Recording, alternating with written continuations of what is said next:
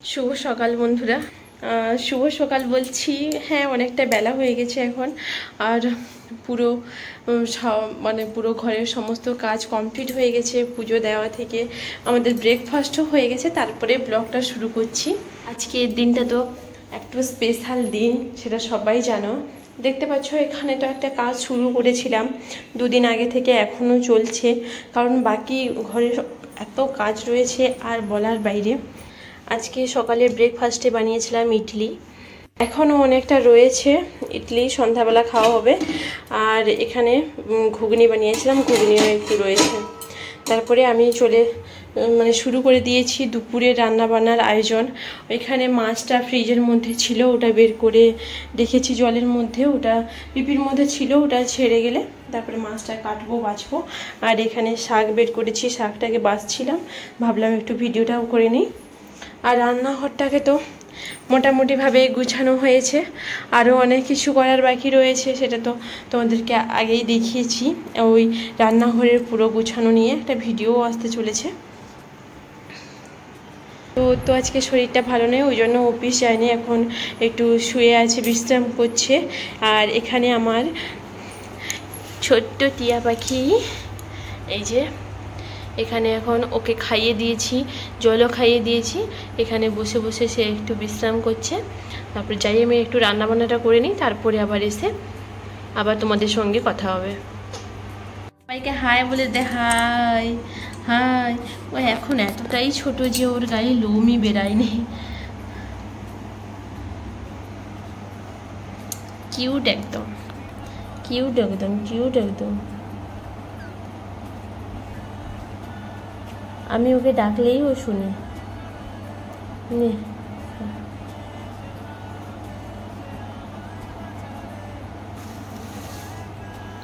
যেহেতু বৃহস্পতিবার হ্যাঁ ওর জন্মদিন আর একটা আছি তো এত কাজবাজ বাকি সংসারের কাজবাজ রয়েছে তো আজকে কি স্পেশাল করব সেটা বুঝতে পারছি না তো যা আছে সেটাই রান্না করছি বর্তমান মন তো চায় অনেক কিছু স্পেশালভাবে করি কিন্তু কি করব একা একা তো আর সব কিছু সম্ভব নয় তবে রান্নাটা করি তারপর একটু পায়েস রান্না করব দুপুরের লাঞ্চের রান্নাটা হয়ে যাক তাড়াতাড়ি করে পায়েস রান্না করব তারপরে আবার ওই পাঞ্জাবিটা যে পেন্টিং করছিলাম ওটাও কমপ্লিট হয়নি বাকি রয়েছে সেটাকেও কমপ্লিট করতে হবে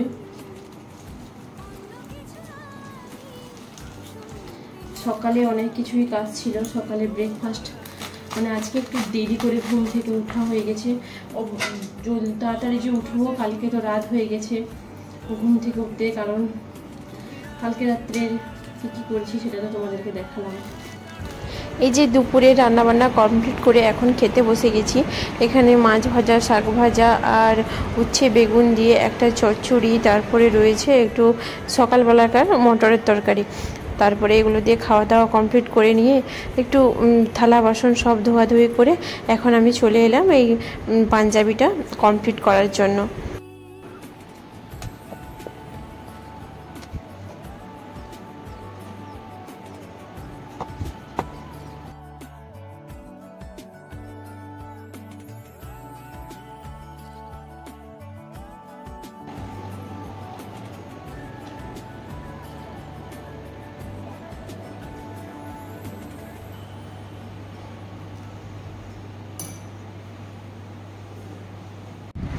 পাঞ্জাবিটা কমপ্লিট হয়ে গেল আর ও ঘুমিয়ে গেছিলো দুপুরবেলা তারপরে উঠে একটু ফল খাচ্ছে এখানে আমি একটু পায়েস রান্না করার জন্য বসিয়েছি আর এখানে আমার হাতে রয়েছে একটা বেলুন কারণ আমি এখানে ডেকোরেশনও করছি রান্নাও করছি ডেকোরেশনও করছি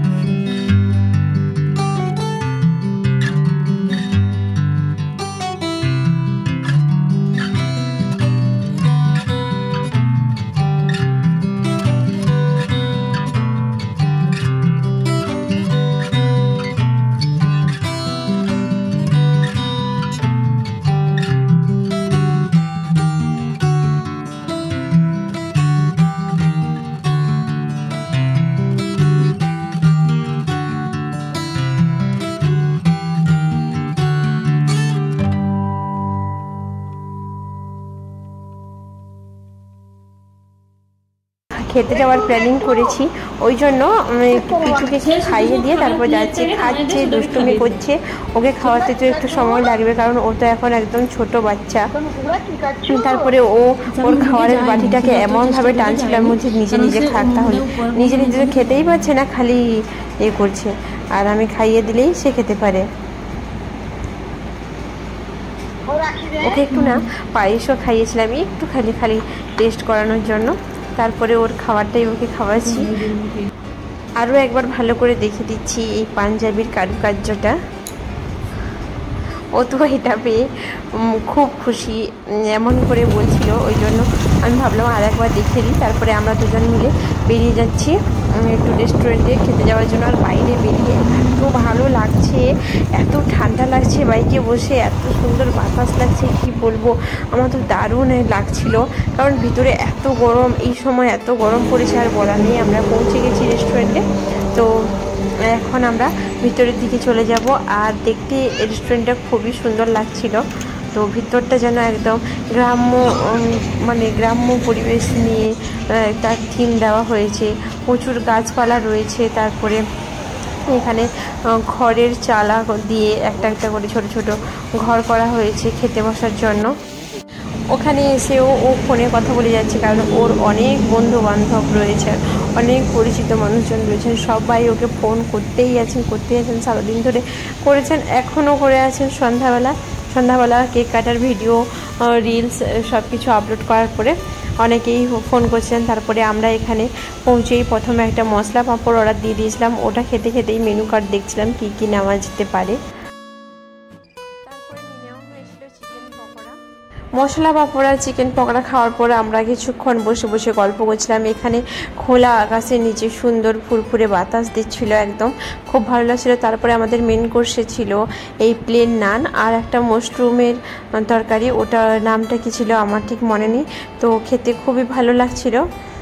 বলাটা তো খুব ভুল হবে, কারণ মাশরুমটা আমাদের খেতে একদমই ভালো লাগেনি, নানটা খুব ভালো লাগছিল।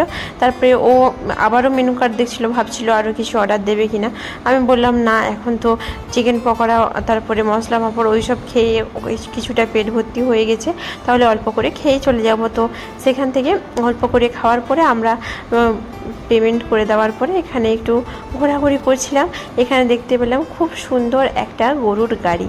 তো এটাকে দেখতে পেয়ে এখানে কিছু ফটো ভিডিও তুলে নিলাম। তারপরে মনে হচ্ছে যেন বৃষ্টি আসবে, মেঘ করেছে, খুব ঠান্ডা বাতাস দিচ্ছে, ওই জন্য আমরা রেডি হয়ে গেছি বাড়ি যাওয়ার জন্য।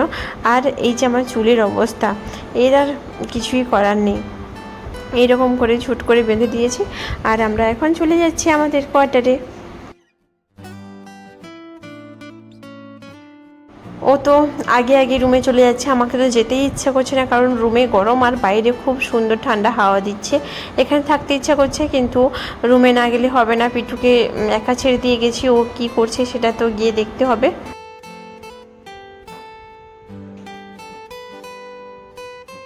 রুমে পৌঁছেই প্রথমে যাব আমি পিটুর কাছে।